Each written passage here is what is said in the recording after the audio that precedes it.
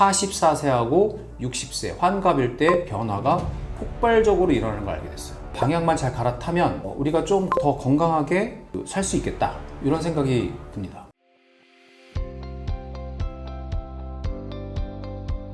인간의 몸이 생물학적으로 큰 변화를 겪는 시기가 있나요?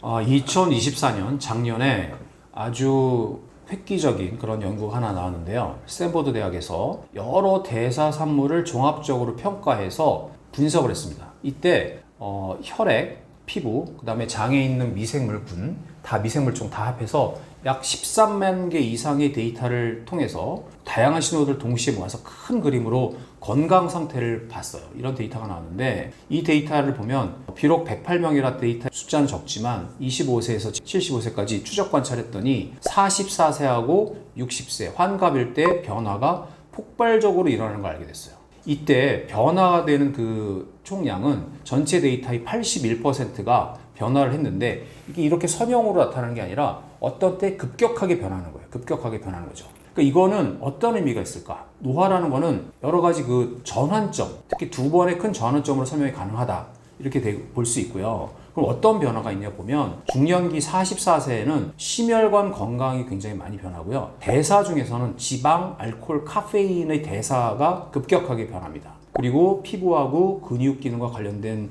그 분자의 변화도 두드러졌고요. 환갑 때 60대가 되면 어떤 변화가 많았냐면 면역 조절, 그리고 우리 신장, 그리고 탄수화물 대사 등과 관련된 분자의 변화가 아주 집중됐어요. 그래서 이런 거를 보면 노화가 단순히 시간에 따라서 점진적으로 진행된 것이 아니라 특정 시점에 급격한 변화가 발생하는 계단형 과정이 있음을 시사하는 거고요. 이렇게 되면 그때 나이에 맞춰서 우리가 맞춤형 예방 전략을 수립할 수 있겠다, 이런 생각을 할 수 있을 것 같아요. 그래서 이제 우리가 생각을 해보면, 아까 40대에는 대사 변화 중에서 술하고 지방, 기름, 그다음에 카페인을 줄이는 게 맞고요. 40대에는 탄수화물을 먹는 방법을 바꿔야 될 것 같아요. 이런 조언으로 해석할 수 있습니다. 그래서 체질 상태에 따라서, 건강 상태에 따라서 여러 가지 조절할 수 있다고 보고요. 그래서 40대에는 확실히 그때 44세 때는 술 먹는 걸 약간 빈도나 양을 줄여야 되고, 고지방이나 가공식품을 피해야 되고, 그다음에 카페인을, 커피나 이런 걸 조금 조절해야 될 필요가 있을 것 같고요. 60세 환갑 때가 되면 밥, 빵, 면 같은 고탄수화물 위주의 식사를 줄이고 좋은 탄수화물, 복합 탄수화물로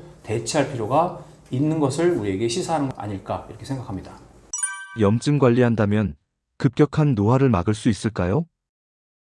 지금 이제 뭐 늦춘다는 개념도 좋지만요, 가는 길을 바꾸게 할 수 있는 그런 의미가 있다고 생각이 들어요. 그래서 이제 지금까지는 우리가 노화라는 거는 불가피하고 치료할 수 없다, 이렇게 생각하는 게 기본적인 그런 생각이었고요. 그리고 그냥 쌓이는 거니까, 그리고 병이 생기면 그걸 각자 따로따로 치료해야 된다, 이렇게 생각을 했지만, 앞으로는 우리가 이거를 방향만 잘 갈아타면 우리가 좀 더 건강하게 살 수 있겠다, 이런 생각이 듭니다. 노화를 질병으로 보는 거에 대해서는 이미 WHO에서는 질병 코드가 나왔죠. 근데 이제 미국 FDA에서는 아직 질병으로 인정을 안 하려고 해요. 그래서 이제 저랑 그 이메일을 주고 받았던 니르 바질라이, 알버트 아인슈타인 대학교의 그분은 노화가 질병이다, 그리고 이거를 질병이기 때문에 여기에 해당되는 약을 허가해 달라, 이런 얘기를 계속 이제 하고 있죠.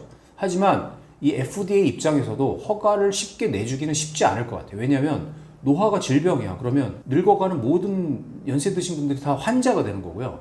이런 생명공학적인 입장에서는 굉장히 큰 시장이 열리는 거겠지만, 모든 분들이 환자가 되니까 그러면 이게 약간 사회적인 파장이 적지 않을 것 같아요. 그래서 니르 발질라이가 하고 있는 TAM이라고 하는 그런 임상 실험은 메트포민이라고 하는 당뇨약을 먹는 사람이 먹지 않은 사람에 비해서 당뇨가 안 걸렸음에도 메포민을 먹은 사람이 더 오래 살아요. 그런 연구들이 잘 나와 있기 때문에 이 메포민이 이런 수명 연장 효과가 있다는 거에 대해서 일단은 선구적으로 임상을 하고 있습니다. 그래서 노화를 아직 질병으로 인정할 것이냐 말 것이냐, 이것은 조금 더 여러 가지 사회적으로, 뭐 생명공학적으로, 의학적으로나 조금 합의가 필요한 그런 주제라고 생각이 됩니다.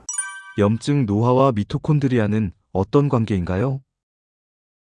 염증 노화와 미토콘드리아, 요 이론은 이제 최근 20년 동안에 급격하게 더 주목을 받는 그런 건데, 전통의 의학이랑 약간 차이가 있습니다. 그래서 전통적인 의학에서는 노화를 유전적으로 노화 유전자, 그다음에 그 텔로미어 단축으로 인해서 세포 분열 횟수가 헤이플릭 그 한계 때문에 제한이 돼 있다.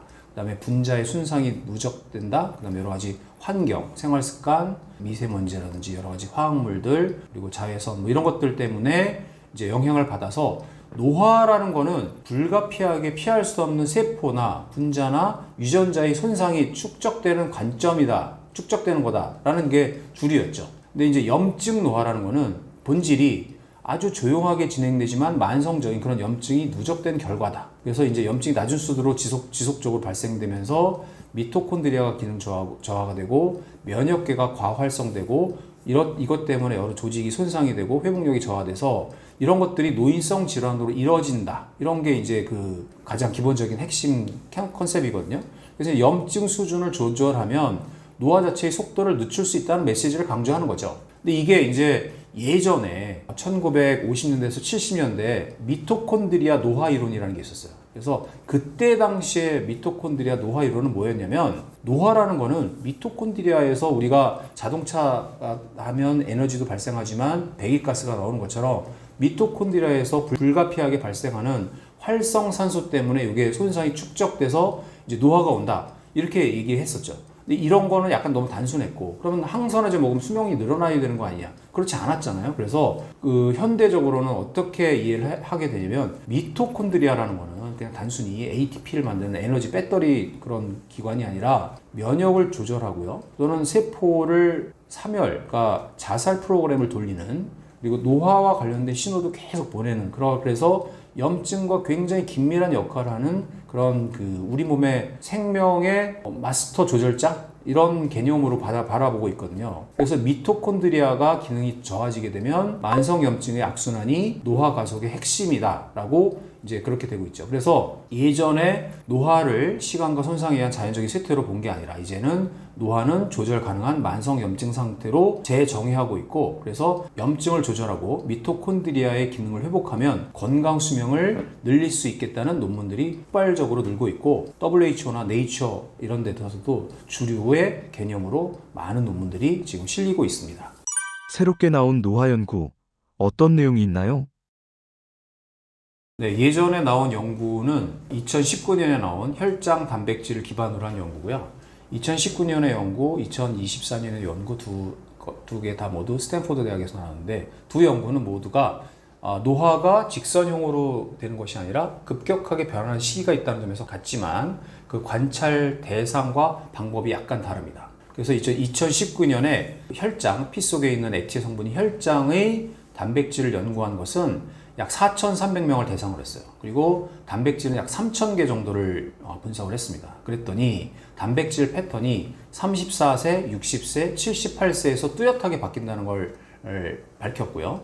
그래서 혈액 기반이기 때문에 이제 임상 적용 가능성이 높고, 하지만 이제 2024년에 비해서는 혈장 단백질만 본 한계가 있습니다. 그러니까 첫 번째 2019년 연구는 아주 큰 코호트에서 혈액 단백질 패턴만 본 결과고, 3번의 파동이 있다고 그랬고, 그 다음에 2024년에 44세, 60세에 변화가 있다는, 이것은 다중 여러 개의 생체 데이터를 다 모아서 시스템적으로 분석한 거기 때문에 그런데 이 두 연구가 다르다고 해서 서로 모순된다고 판단할 수는 없고요.